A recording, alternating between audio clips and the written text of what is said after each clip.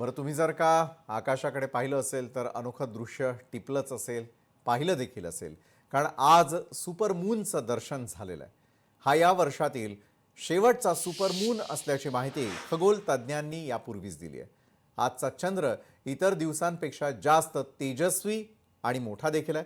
त्याला cold moon असं देखील म्हटलं जातं. तर आपल्यापैकी अनेक जणांनी blue moon, super moon, harvest moon, strawberry moon, pink moon आणि ब्लड मून अशी अनेक नावं ऐकली असतील.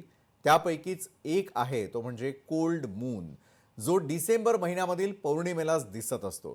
कोल्ड मूनमधील संपूर्ण विज्ञान समजून घ्यायचं झालं तर हा शब्द अमेरिकन आणि युरोपियन घटनांवरून आलेला आहे. कोल्ड मूनला लॉंग नाईट मून असं देखील म्हटलं जातं, ज्यावरून डिसेंबर महिन्यामधील रात्रींच्या लांबीचा संदर्भ या चंद्राशी थेट जोडला जात असतो.